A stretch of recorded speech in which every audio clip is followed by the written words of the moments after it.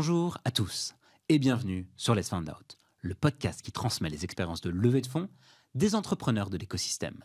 Je suis Jérémy Navon, le fondateur de Pitch My Startup. Et depuis des années, j'accompagne les entrepreneurs à préparer leur rencontre avec les investisseurs. À chaque épisode, je m'intéresse au parcours d'un entrepreneur et aux grandes étapes de ces différentes levées de fonds. Attention, vous êtes sur le point de découvrir l'envers du décor. Qu'est-ce qui se cache derrière les millions d'euros levés et les articles élogieux que vous voyez passer tous les jours dans les médias? On estime souvent à tort qu'elles font la valeur des startups et qu'elles permettent de mesurer le degré de réussite des acteurs de l'écosystème. Mais qu'en est-il vraiment? L'objectif de ce podcast, vous faire découvrir des entrepreneurs exceptionnels et leurs aventures de levée de fonds. Pourquoi ont-ils levé? Comment ont-ils choisi leurs investisseurs? Quelles ont été leurs plus grosses galères et leurs plus grandes réussites? Alors pour ne manquer aucun épisode, abonnez-vous dès maintenant sur vos plateformes préférées. N'hésitez pas à nous donner 5 étoiles et à nous laisser un commentaire. Attention au décollage, Let's Find Out, ça commence maintenant.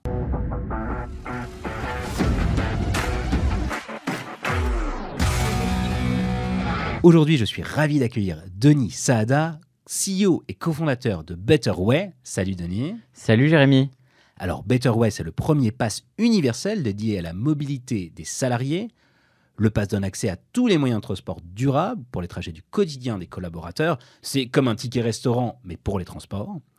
Betterway est une entreprise que tu as créée en octobre 2019, soit il y a tout juste 4 ans. Pendant ce laps de temps, vous avez fait 2 levées de fonds, dont tu vas nous parler tout au long de cet épisode. Vous êtes aujourd'hui 50 salariés, vous avez plus de 50 000 bénéficiaires partout en France. Vous avez parmi vos clients TF1, Allianz, KPMG ou des scale-up bien connus comme Evaneos ou Back Market. À titre personnel, tu es diplômé de Sciences Po Paris, tu es papa de 3 enfants, tu es également coprésident de l'Alliance des mobilités, dont tu nous diras 2 mots plus tard. Cher Denis, est-ce que tu as des choses à ajouter à cette présentation? C'est déjà très élogieux et très sympa. Je vais rajouter que peut-être un mot sur mon parcours, Jérémy, puisque je suis un late entrepreneur en quelque sorte, puisque j'ai commencé à entreprendre après 15 ans de carrière. J'ai travaillé, j'ai fait du conseil en stratégie chez Arthur D. Little. J'ai travaillé chez Clear Channel également en tant que directeur de l'innovation. Donc, j'ai été intrapreneur en quelque sorte. J'ai créé pas mal de business dans des grandes entreprises. J'ai aussi travaillé chez Uber et c'est ça qui m'a amené finalement. C'est toutes ces expériences-là qui m'ont amené à créer une entreprise qui est Betterway, qui, comme tu l'as dit, est un petit peu le ticket restaurant de la mobilité, c'est-à-dire qui aide les salariés et leurs entreprises à rendre accessible la mobilité durable pour tous. Alors la mobilité durable pour tous, ça veut dire quoi exactement? Je suis salarié d'une entreprise qui est cliente de Betterway. Qu'est-ce que j'ai qu'est-ce que j'ai dans la poche et comment j'utilise ta solution? Alors il s'avère que les entreprises, depuis toujours et encore plus depuis 4 ans, peuvent donner des subventions de mobilité à leurs salariés. Donc, typiquement, ça s'appelle l'abonnement de transport en commun, le remboursement du pass Navigo ou du pass de transport, comme vous avez l'habitude de le vivre, mais aussi, depuis peu, par exemple, ce qu'on appelle le forfait mobilité durable ou différentes primes de transport. Le forfait mobilité durable, par exemple, existe depuis 2019. Tiens, c'est la date de création de Betterway. Et le forfait mobilité durable permet à un employeur de donner jusqu'à 800 € par an et par salarié de subventions pour s'acheter, par exemple, un vélo, prendre des mobilités partagées dans la rue, trottinette, scooter, etc. ou prendre du transport en commun à l'unité. C'est ça qu'on fait chez Betterway. On aide les entreprises à distribuer ces subventions-là. Ok, génial. Donc, vous êtes allé très vite, on l'a déjà compris de par la présentation. En 4 ans, vous avez fait 2 levées de fonds, vous avez aujourd'hui plus de 50 000 bénéficiaires, des clients prestigieux. Pour y arriver, vous avez fait 2 levées de fonds, vous avez levé pas mal d'argent, tu nous diras exactement comment. C'est quoi la chronologie de ces différentes levées de fonds? Et est-ce que tu peux nous dire pourquoi tu as levé à chaque fois, même si on comprend, de par la vélocité qui a été la vôtre, que c'est pour aller vite? Alors, la chronologie, elle est liée à la chronologie de l'entreprise. Octobre 2019, j'ai une idée qui est liée à une rupture réglementaire. Souvent, les bonnes idées sont des idées réglementaires parce qu'il y a une nouvelle loi. Donc, il y a une nouvelle loi, ça crée un nouveau marché. C'était le cas ici, puisqu'il y a une loi qui s'appelle la loi d'orientation des mobilités, qui crée ce fameux forfait mobilité durable, une nouvelle poche. Et donc, comme il y a une nouvelle poche, on se dit, tiens, comment distribuer cette poche? Et là, l'idée, tilt, c'est de se dire, il y a les tickets restaurants pour la nourriture, on va faire des tickets restaurants pour la mobilité. Bon. Et là, tu étais aux premières loges chez Uber, c'est ça? Exactement, chez Uber, j'étais aux premières loges et puis je voyais un petit peu l'évolution du monde de la mobilité. Le monde de la mobilité, c'est passionnant parce que quand on regarde il y a 10 ans, il n'y avait pas de vélo électrique, il n'y avait pas de VTC, il n'y avait pas de transport partagé, il n'y avait pas de trottinette dans la rue, ni de vélo dans la rue, il y avait à peine des Vélib'. Enfin bref, il y a énormément de choses qui ont ça s'est énormément changé. développé, bien sûr. Ça s'est énormément développé et en plus de ça, évidemment, le Covid, le télétravail, tous les changements de mode de travail, le fait d'aller habiter à Bordeaux et de travailler à Paris, comme le font pas mal de nos potes ou de gens qu'on voit, eh bien finalement, ça change fondamentalement la manière de se déplacer. Et on a besoin de plus de modes de déplacement et on a envie de plus de modes de déplacement. Exactement, on a besoin de plus de modes de déplacement à niveau individuel, mais aussi à niveau de l'entreprise. Quand vous prenez une grande entreprise, KPMG, ils ont des dizaines de sites partout en France et ils vont pas aller se dire tiens, en fait à Paris on va mettre du vélo, à Rouen on va mettre du covoiturage et à Lyon en fait il y a des mobilités partagées, donc là on va financer du scooter pour tout le monde, etc., etc. En fait eux ils ont envie de se dire attends, moi je me simplifie la vie, je donne un budget à tous mes salariés, c'est équitable. Mon salarié de Paris, de Rouen et de Caen, il a exactement le même budget. Et puis, il va pouvoir se déplacer là où il a envie d'aller. Donc, typiquement, chez Betterway, on traite beaucoup de grandes entreprises de TI, ce qui fait de nous une sorte pas d'ovni, mais de cas particulier dans la French Tech, parce que souvent, la French Tech en B2B s'est développée sur des toutes petites entreprises. Oui, sur les startups et les scale-up. De Payfit, de Swile, etc., qui a fait son beurre sur les toutes petites entreprises. Nous, on a directement attaqué les très grandes boîtes. Ok. Donc, vous voyez cette opportunité de marché, enfin, tu vois cette opportunité de marché, tu décides d'y aller. Et comment tu y vas, en fait, pour raconter progressivement l'histoire de cette boîte et des levées de fonds, des 2 levées de fonds que tu as dû faire? Est-ce que tu y vas en disant il faut que je lève de l'argent parce que je voyais l'effort tout de suite maintenant? Est-ce que tu avais déjà de l'expérience? Tu avais quel âge quand tu as lancé Betterway? Il y a plusieurs anecdotes du lancement de Betterway. J'avais 35 ans, 36 ans, pour être précis. Il y a plusieurs anecdotes. La première anecdote, c'est que j'avais cette idée-là, mais en fait, dans ma tête, je m'étais dit non, mais je suis vraiment trop vieux pour lancer une boîte. Ah ouais. On m'avait dit à l'école, à Sciences Po, plus vous êtes âgé, plus vous éloignez du lancement d'entreprise. Et j'ai eu 2 déclics. Le premier, c'est que j'ai vu une étude du Harvard Business School qui montre qu'en fait, qui a mis sur un graphique l'âge des fondateurs en fonction du succès de l'entreprise. Donc, il a pris les 500 entreprises les plus successful du monde, Apple, Microsoft, etc., Amazon. et il a mis l'âge du fondateur. Et en fait, l'âge du fondateur au moment du succès, il y a une magnifique gaussienne qui est entre 35 et 40 ans. Ah ouais. Donc concrètement, il y a des fondateurs jeunes, typiquement Mark Zuckerberg, qui est à l'extrême gauche de ce graphique, et puis il y en a des plus vieux qui sont à l'extrême droite de ce graphique, et puis il y en a, la plupart ont entre 35 et 40 ans. Donc ça a fait un premier déclic en se disant, en fait, peut-être que pour être fondateur de start-up, il faut être jeune, mais peut-être que pour être fondateur d'entreprise à succès, il faut peut-être avoir un peu de bouteille et un peu d'expérience. Donc ça, c'est un premier déclic. Et le deuxième déclic, il est assez rigolo. En fait, j'avais cette idée-là, j'en ai parlé à plein de potes, etc., etc. Et un jour, j'ai vu un concours pour être incubé dans un incubateur. Okay. Cet incubateur s'appelle le Move Lab. C'est un incubateur qui est à Station F, qui est l'incubateur de la mobilité géré par Mobiliance et VID. Et je me mets en tête, la deadline du concours, c'est 4 jours après. Et je me mets en tête de me dire, OK, je vais participer à ce concours-là. Donc, pour le concours, il fallait un site internet, il fallait un business plan, il fallait une présentation, il fallait une vidéo, il fallait tout un tas de trucs, etc. Donc, je vais pour participer à ce concours, je m'arrache, je bosse nuit et jour, etc. pour y arriver. je me dis, bon, je peux pas y être tout seul, donc je vais voir un pote qui est CTO d'une boîte et je lui dis, est-ce que je peux te coucher sur le slide pour dire, bah, on est 2 associés, etc. Le mec me dit, mais qu'est-ce que c'est que cette histoire? Je lui dis, non, t'inquiète pas, j'ai juste besoin de ta photo. Donc je mets la photo et de ton autorisation et je participe au concours. Mhm. Je participe au concours du MoveLab et puis je dépose ma candidature. Très bien, ma candidature est reçue. Entre-temps, je postule pour être voilà. Et en fait, le même jour, je postule dans des boîtes très sérieuses, dans des postes très bien, avec un super salaire, Ce que tu veux dire, c'est que salariés, etc. tu voulais partir de chez Uber et tu voulais postuler pour rentrer dans d'autres En boîtes. fait, je suis parti de chez Uber et les deux solutions se proposaient. C'était pas un déclic en mode du jour au lendemain, je suis devenu entrepreneur. Mhm. C'est plutôt un chemin un chemin critique. C'est-à-dire que tu étais quand même papa de 3 enfants, donc à un moment... Oui, tu es papa de 3 enfants, tu as l'habitude d'avoir ton salaire qui tombe tous les mois sur ta fiche de paye, tu as pris un emprunt immobilier, tu as tout un tas de trucs, etc. Puis tu as un confort et puis tu as un peu cette appréhension de se jeter un petit peu dans le vide et se dire, mais en fait, qu'est-ce qui se passe? Mhm. Et en fait, le même jour...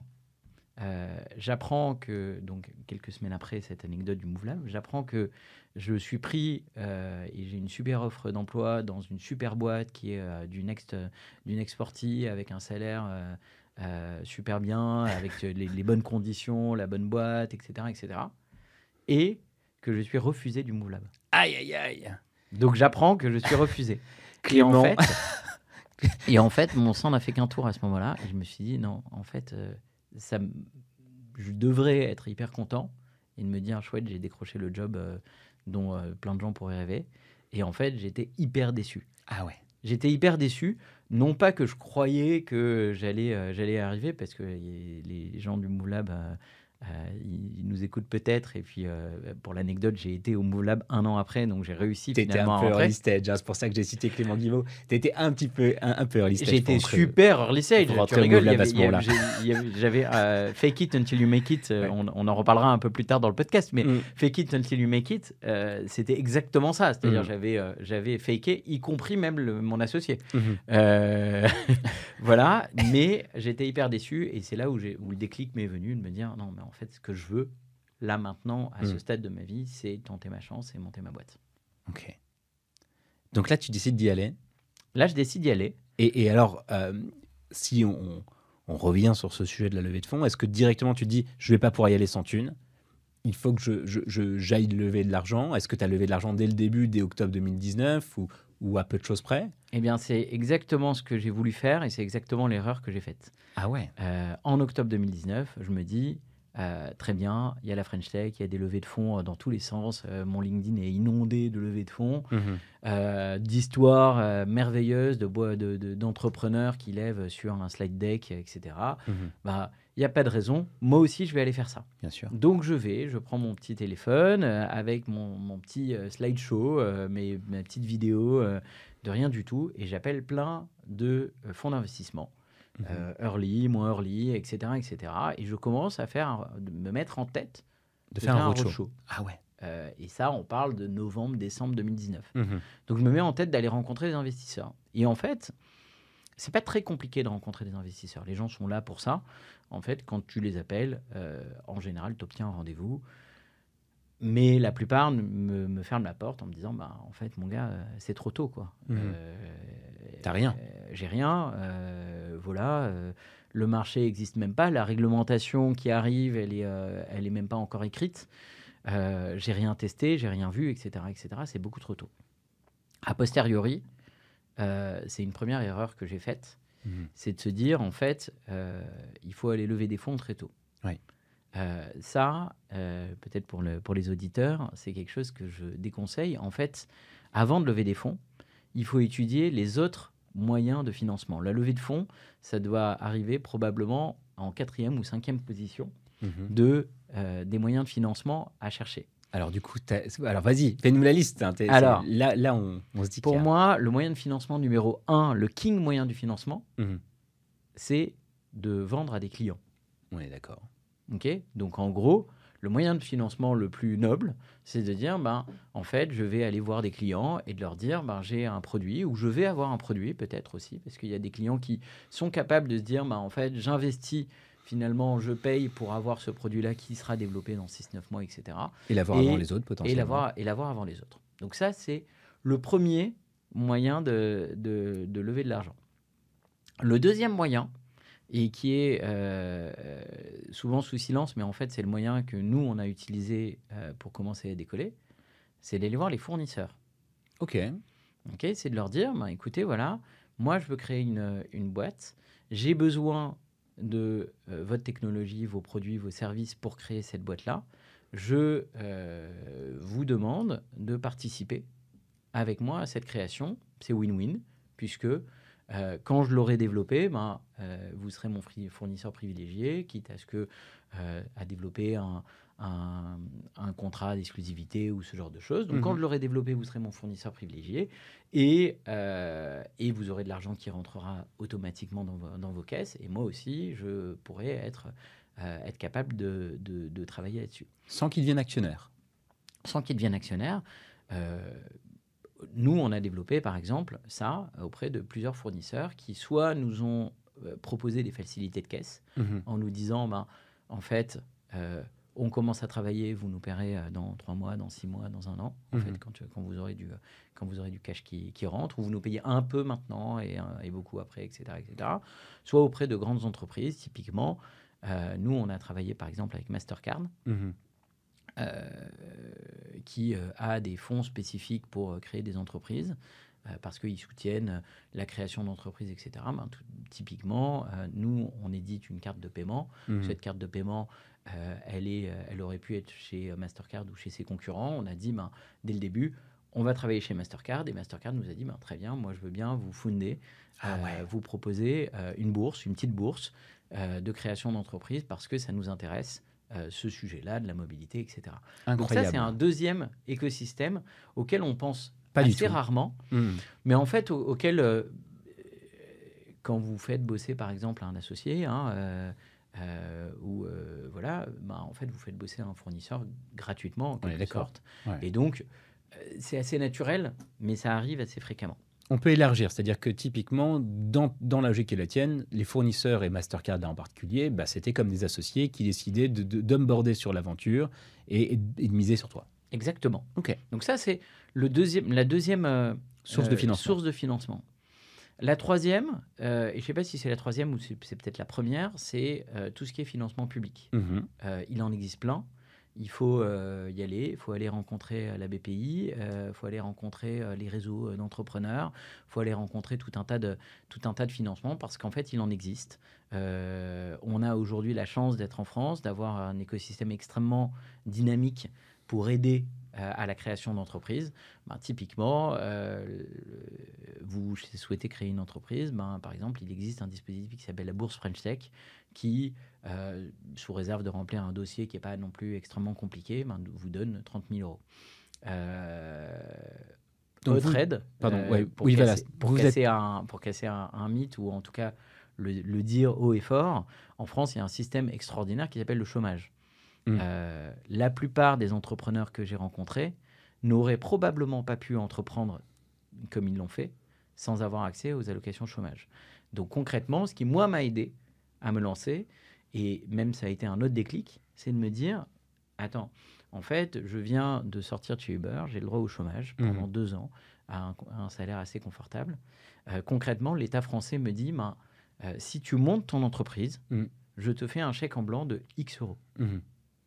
Et moi, je vais me dire, OK, merci la France, je prends ce chèque et je monte mon entreprise et merci de la confiance que vous m'avez donnée. Et aujourd'hui, je pense que la France a été récompensée puisque en me donnant quelques dizaines de milliers d'euros de chômage pour pouvoir m'assurer et investir dans l'entreprise, on a créé de l'emploi, on a créé des URSSAF, on a créé tout un tas de choses.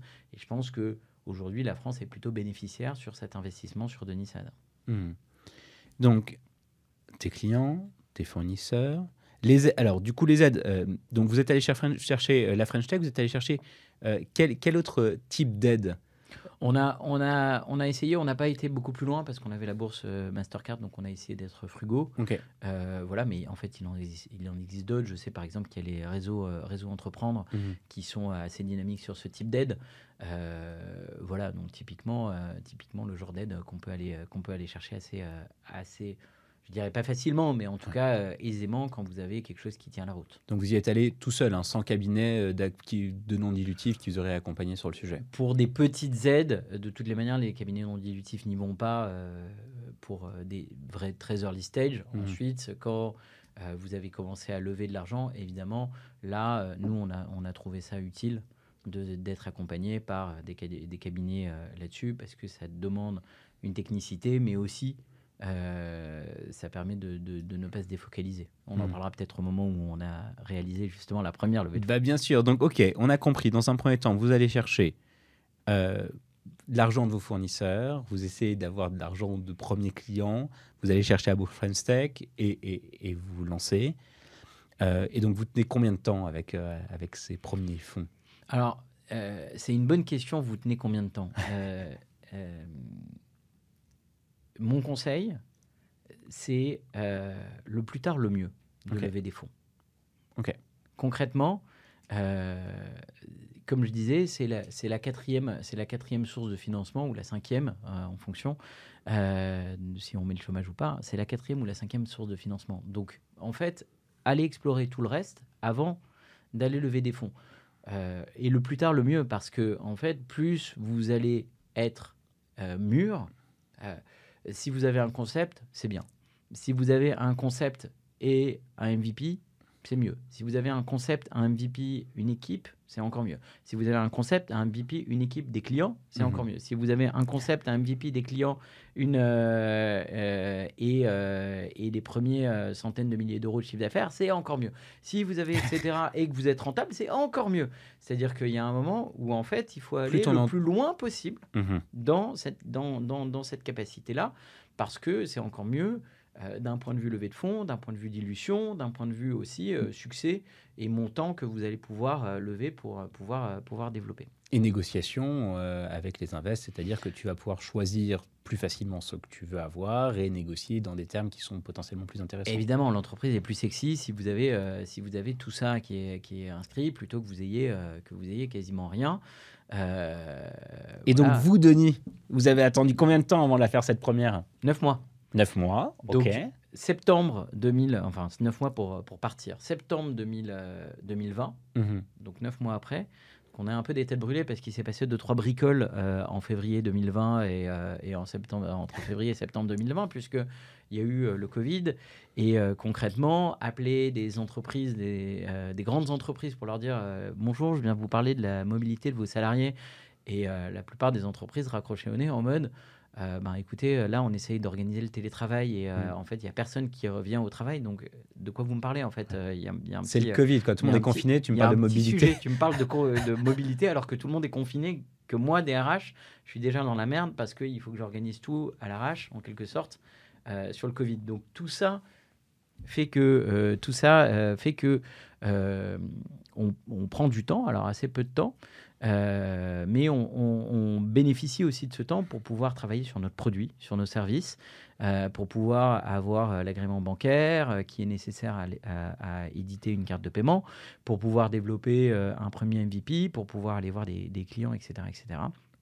Et donc en septembre, on se met en tête de partir en roadshow et de voir des investisseurs. Alors la bonne nouvelle, c'est que j'avais déjà commencé 9 mois avant, c'est pour ceux qui ont écouté depuis le début, à parler à des investisseurs et que la plupart m'ont fermé la porte en me disant c'est trop tôt, mais la plupart m'ont dit ça m'intéresse, est-ce qu'on peut se revoir? Donc en fait, on avait une sorte de follow-up des investisseurs et ça c'est un conseil, c'est que en fait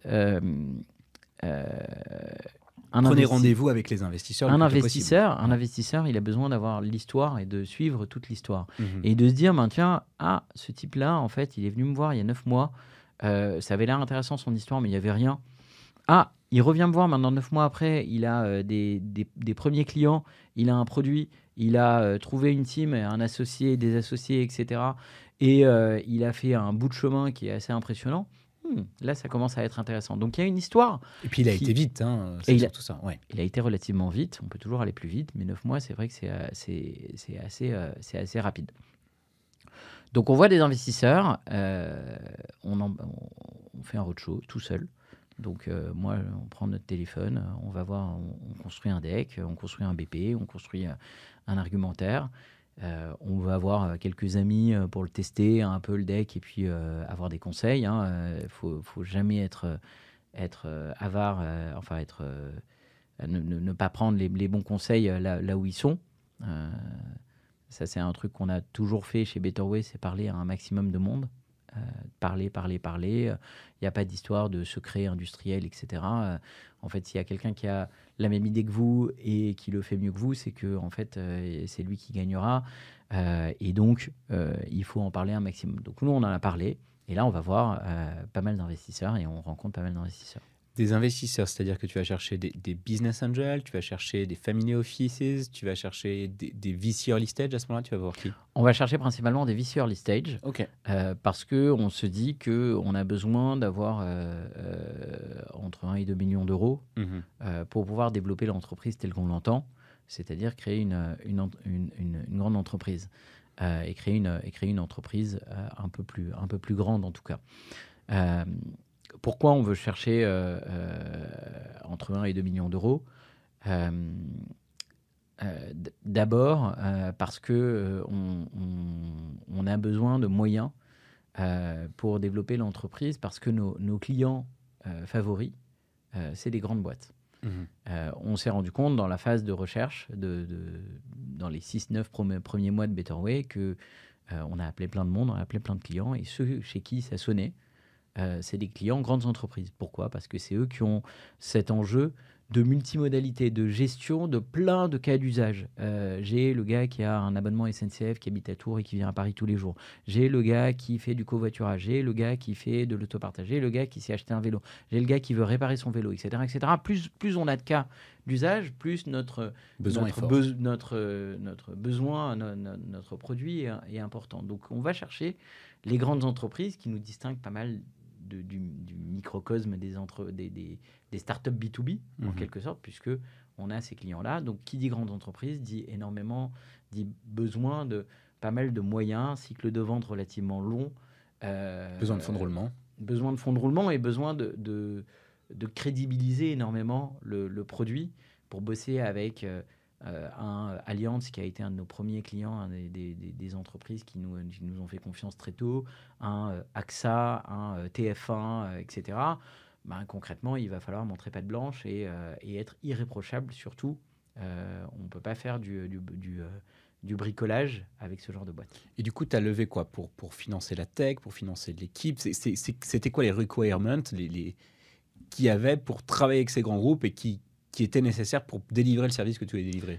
Ma théorie, c'est qu'il faut tout développer en même temps. Ok. C'est-à-dire, il ne faut pas être séquentiel, et d'ailleurs, c'est un peu ce que dit en filigrane la méthode agile. Être en séquentiel, se dire, OK, on va développer de la tech pendant 1 an et demi, et puis ensuite, on va aller la vendre, ça ne marche pas. En fait, il faut développer et en même temps vendre, et en même temps construire la marque, et en même temps construire, etc. etc. Le service client.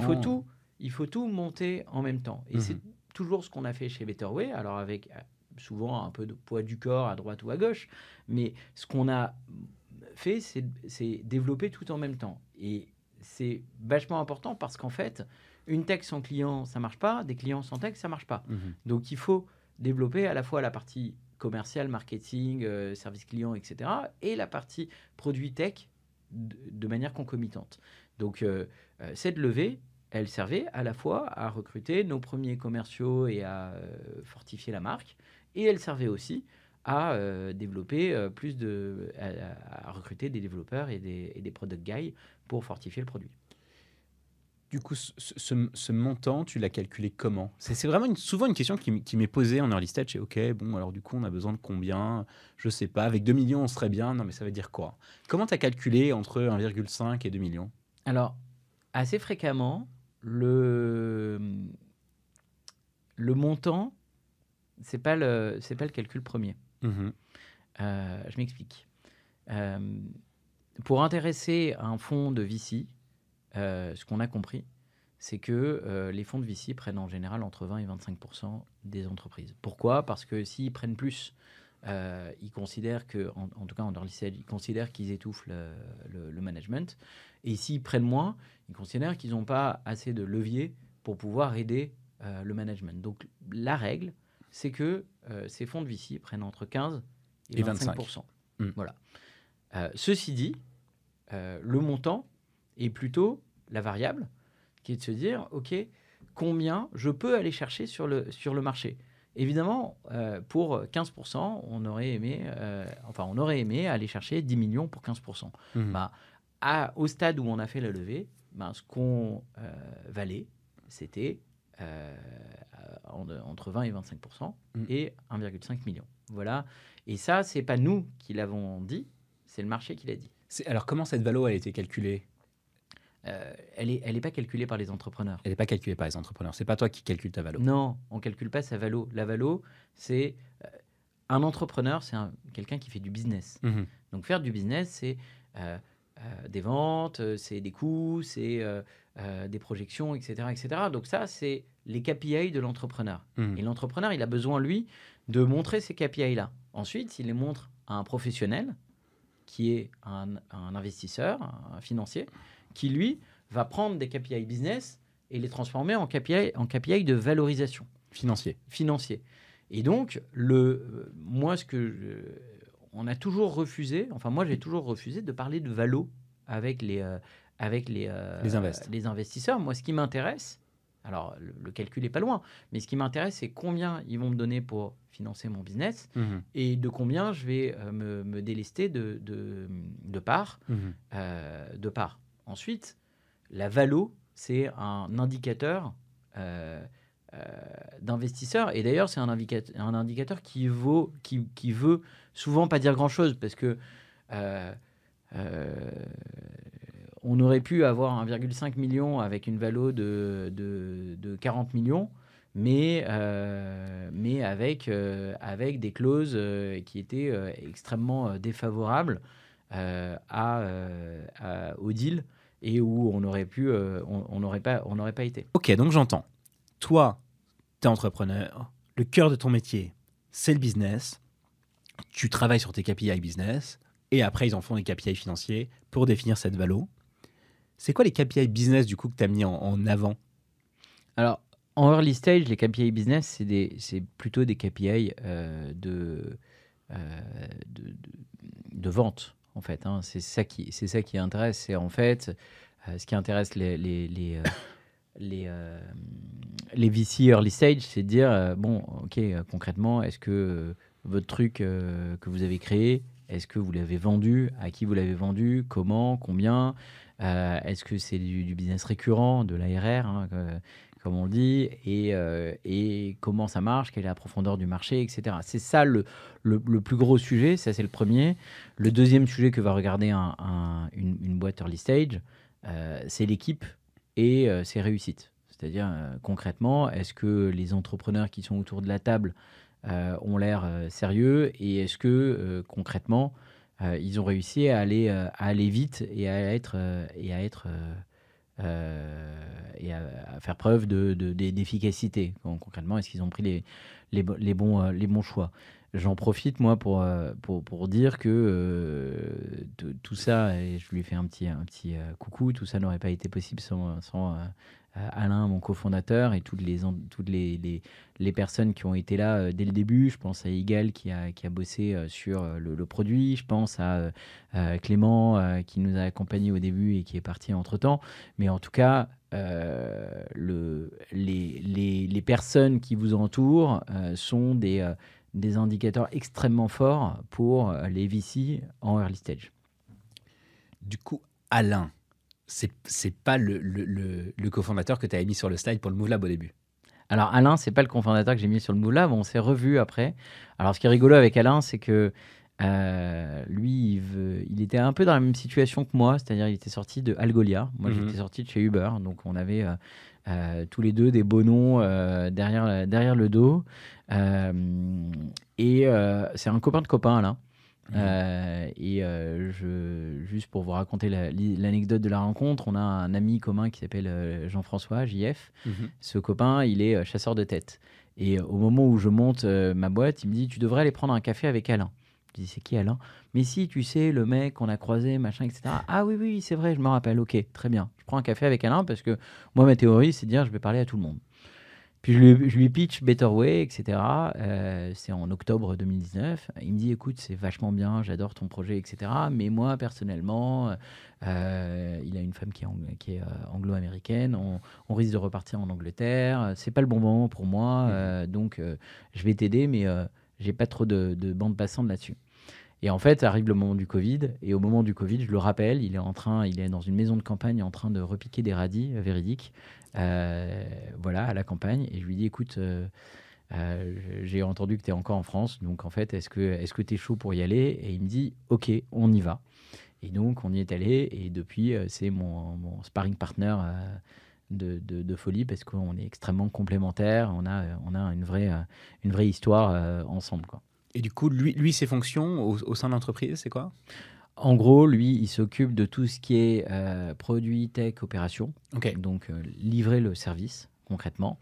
Et moi, je m'occupe de tout ce qui est de le vendre, c'est-à-dire le marketing, la com, l'aspect commercial, le customer success et tous les nouveaux produits et services qu'on développe, donc tout ce qui est développement de nouveaux marchés. Donc, en termes de date, Alain, il te rejoint quand? Alain, il me rejoint en avril 2020. Ouais, en plein Covid. En plein Covid. Vous commencez à travailler ensemble, Exactement. Ça marche, et donc vous décidez d'aller faire cette première levée de fonds ensemble. Comment vous êtes organisé? Est-ce que vous les avez fait ensemble, les rendez-vous investisseurs? Est-ce que lui a tenu la baraque, la maison, pendant que toi, t'allais vendre aux invests? Alors, c'était moi qui l'ai contacté parce que c'est moi qui suis en front. C'est moi le vendeur de l'équipe, donc je suis aussi le vendeur auprès des investisseurs, en quelque sorte. En revanche, la plupart des rendez-vous investisseurs, on les faisait ensemble. Rappelle-toi ce que je t'ai dit. Ce que veulent voir les investisseurs, c'est voir une équipe. Notamment quand c'est early stage, quand il n'y a quasiment rien. En fait, ils parient, 80% du pari de l'investisseur, en tout cas ce qu'eux m'ont raconté, c'est l'équipe.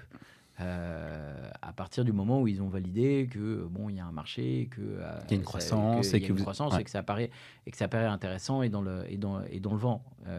Ensuite, et dans l'air du temps, quoi. Ensuite, ce qu'ils veulent voir, c'est l'équipe, c'est la complémentarité, c'est comment on fonctionne ensemble. Donc y aller tout seul, c'est vraiment pas une bonne idée. Il faut vraiment montrer les deux têtes en disant, bah voilà, en fait, il y a une tête qui est plutôt un commercial, un mec qui va aller justement sentir le marché, créer le besoin, aller voir des entreprises. Et il y a une autre personne qui va tenir la baraque et c'est le complément de ces deux personnalités qui fait que cette boîte va être successful ou va pas être successful. Donc vous faisiez tous les rendez-vous ensemble dès les premiers rendez-vous? Quasiment, ouais. Quasiment. Et ça vous prenait combien de temps? Parce que cette première levée de fonds, vous y étiez quoi? À 50%, à 80%, à 100%? Non, on n'était pas à 100%. C'est quoi? C'est 400 rendez-vous par semaine, ouais. Pendant un mois et demi, 2 mois. Donc c'est pas non plus extraordinairement compliqué. Il y avait eu le mois d'août qui avait été mis à profit pour travailler le deck, faire des slides, etc., etc. Et puis ensuite, on a commencé, je me rappelle, le 24 août, à rencontrer des entrepreneurs. On les avait préchauffés. Investisseurs, tu dis. Des investisseurs. On les avait préchauffés. Ça, c'était aussi assez sympa. Je m'étais fait une liste d'investisseurs et je leur avais envoyé des mails en juillet et en août, une sorte de newsletter investisseurs, en leur disant voilà où on en est, qu'est-ce qu'on a fait, etc., etc. Je ne sais pas si c'est une best practice, mais en tout cas... Ils attendaient ton call, quoi. Dans le storytelling dont j'ai parlé, la capacité de dire, regardez où en juillet on a eu tel client, tel machin, tel truc. Regardez en août, maintenant, on a sorti ça. Il s'est passé juste un mois. Ça permet de raconter l'histoire et de dire, voilà, maintenant on arrive en septembre. Vous vous rappelez, on vous a dit ça en juillet, on vous a dit ça en août, je vous avais rencontré en janvier dernier. Voilà, maintenant en septembre, on a fait ça. Et puis, ce qui est aussi intéressant, c'est de continuer le business. Donc, il faut gérer les deux parce qu'en fait, les rendez-vous entrepreneurs, vous en avez un premier... rendez-vous investisseur, pardon. Investisseur, excuse-moi. Les rendez-vous investisseurs, tu en as un premier où c'est comme un rendez-vous commercial, tu as 50-60% de chute, et puis ensuite tu en as un deuxième où tu as encore 50-60% de chute, et puis tu es shortlisté au fur et à mesure. Entre chaque rendez-vous, il faut montrer les progrès. Il faut montrer que ça y est, c'est reparti. Il y a tel et tel logo de plus dans ton pipe, il y a tel et tel feedback qui a été pris en compte. Tiens, ils nous ont challengé sur, j'en sais rien, tel sujet. On a amené la solution en disant, oui, on a regardé réglementairement ceci, cela. Donc, en fait, ça prouve aussi que tu es sérieux, que ton entreprise avance et que tu prends en compte mois par mois, il y a un engouement, une excitation qui est en train de se créer. Ok, donc vous faites ces rendez-vous ensemble. Avec le rythme que tu me décris, effectivement, vous pouvez en même temps tenir la boîte, ce qui est essentiel, et continuer à faire le chiffre sur cette première levée de fonds. Vous avez fait combien de rendez-vous en moyenne pour arriver sur les derniers rendez-vous avec les invests que vous avez shortlistés? Je dirais qu'on a vu 30 ou 40 investisseurs, fonds de VC. Les principaux, il y en a probablement certains qu'on a loupés, qu'on n'a pas vus, qui sont venus après en disant c'est vraiment dommage qu'on ne se soit pas croisés. Mais voilà, en tout cas, on a vu ceux qui avaient une thèse qui correspondait voilà, en termes de potentiel de levée de fonds, en termes de secteur d'activité. Donc ceux qui avaient dans leur portefeuille un produit, un service qui ressemblait un petit peu. Voilà, nous, on est une fintech dans la mobilité, donc on avait des fonds d'investissement plutôt fintech, des fonds d'investissement plutôt impact, des fonds d'investissement plutôt mobilité. Donc on a vu tous ces gens-là, et puis au fur et à mesure, on a affiné.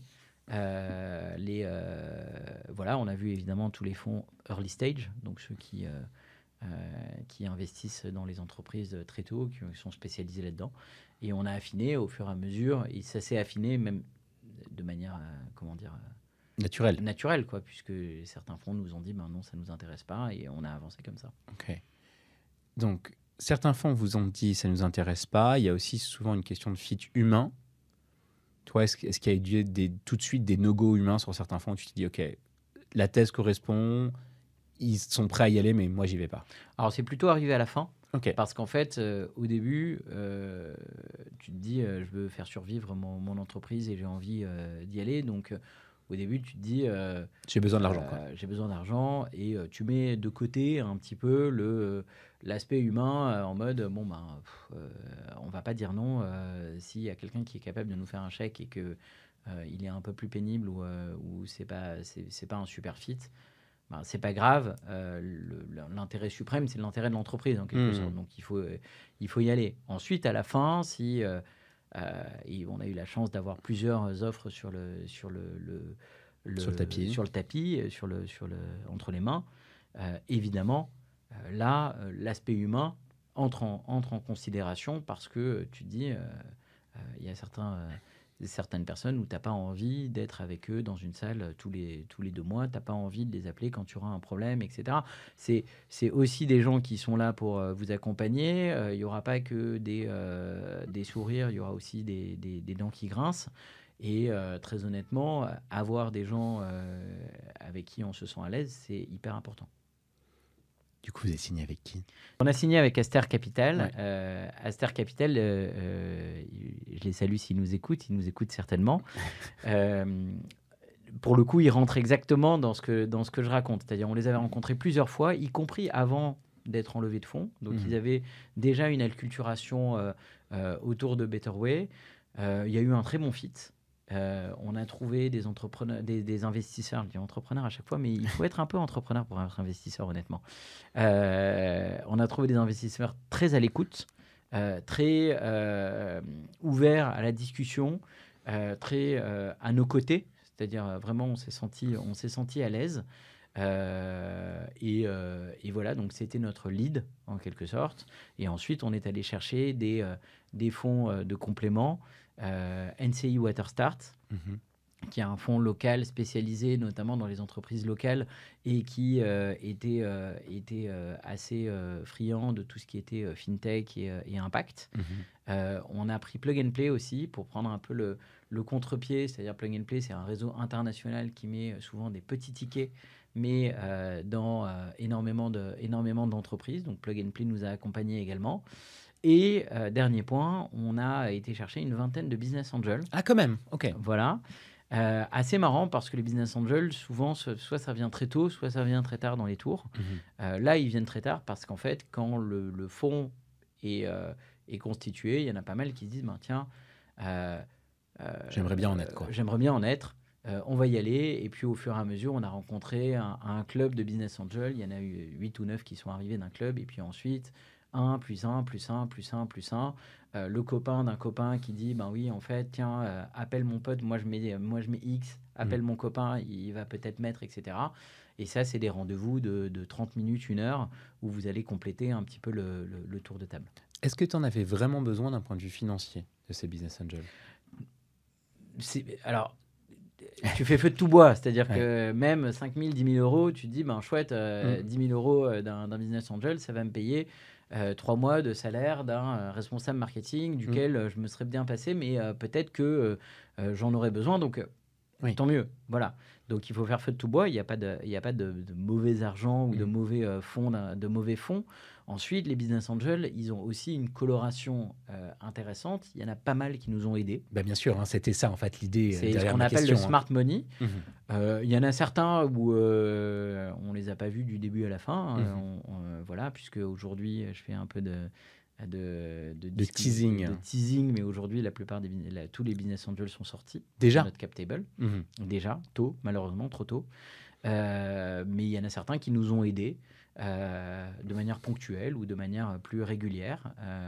Vous êtes allé chercher les expertises, vous êtes allé chercher des gens qui avaient un réseau particulier et qui pourraient vous aider à ce moment-là? Non, pas spécialement. On ne va pas chercher des expertises. Alors, si, il y en a certains où on a eu des expertises particulières. Je pense, par exemple, je vais en citer quelques-uns. J'ai Michael, qui est le fondateur des réseaux de coworking de Patchwork, Michael Benfredge. Ben oui, Michael nous a aidés au moment où il a fallu trouver des locaux, nous aider dans notre stratégie immobilière, etc. Ben, c'est un truc tout con, mais avoir quelqu'un qui est dans le coup et de l'appeler, de lui dire, écoute, là, il y a 2-3 mois, est-ce que t'as un truc pour nous dépanner? Ouais, attends, je vais trouver un endroit. On a payé, hein, bien sûr. Voilà, tout se paye. Voilà, ou d'avoir une partie où on peut l'appeler en lui disant, on a trouvé tel local, est-ce que d'un point de vue immobilier c'est de l'arnaque ou on y va, etc. C'est très bien. Tu as un expert qui est là et que tu peux contacter. Un expert qui est là. On a eu Henri de l'Orgeril qui a une boîte qui s'appelle Avisio qui est une boîte de recrutement. Là, typiquement, c'est hyper utile d'avoir quelqu'un qui est expert dans le recrutement puisque derrière, on recrute. Et donc, on a besoin de quelqu'un qui vienne nous aider, nous dire quelle est la bonne stratégie, comment faut y aller, c'est quoi le bon niveau pour recruter, je sais pas moi, un directeur commercial, dans quelle tranche il faut s'inscrire, etc. C'est intéressant, j'ai l'impression que tu as toujours la même logique.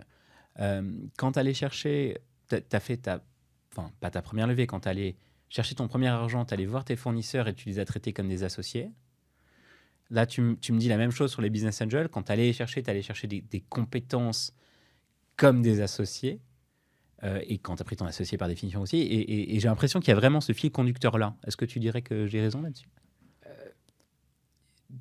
C'est difficile d'être entrepreneur. Donc, en fait, il faut trouver de l'aide là où elle est. Et il ne faut pas hésiter, en fait. Il y a plein de gens... la plupart sont des gens qui sont bienveillants, qui ont juste envie de t'aider et qui acceptent de passer 30 minutes, 1 heure avec toi, voire même des fois plus, pour te donner des conseils, pour t'aider, etc. Et il ne faut vraiment pas avoir peur de ça parce qu'en fait, au final, c'est toi qui est à la manœuvre et qui est le capitaine du navire. Tu ne seras jamais dépossédé de ce sujet-là. Et à la limite, tu prends des conseils. Si les conseils sont pas bons, les conseils sont mauvais. Et puis tu dis merci. Et puis tu n'appliques pas les conseils qu'on te donne. S'ils sont bons, tu dis merci et tu appliques les conseils qu'on te donne. Mais en tout cas, l'erreur et je pense, et de ne pas parler, de ne pas s'ouvrir et de ne pas discuter avec tout le monde. Plus ça va, plus vous discutez. On a eu, par exemple, des business angels qui venaient de Malte, par exemple, super utile au moment où vous avez besoin d'hésiter de se dire, mais est-ce que je prends du freelance ou est-ce que pour telle chose, etc. En fait, avoir une discussion non passionnée avec des gens comme ça en disant, qu'est-ce que tu en penses? Super intéressant. Donc, vous avez clôturé cette première levée de fonds de combien? 1,5 million. 1,5 million. Vous la clôturez quand? C'est quoi la date officielle de clôture de cette première Date levée? officielle de clôture, 14 décembre 2020. C'est le genre de date qui marque. Voilà. Et on l'annonce en janvier, puisqu'on n'annonce pas une levée de fonds en décembre. Mais beaucoup de gens les clôturent en décembre. Hein. Beaucoup de gens les clôturent en décembre. Il y a peut-être un effet aussi fonds d'investissement. Il y a un effet fin d'année. C'est toujours la fin d'année. On aimerait avoir... des cadeaux pour tout le monde. Des cadeaux pour tout le monde, partir en vacances un peu plus tranquille, etc. Voilà.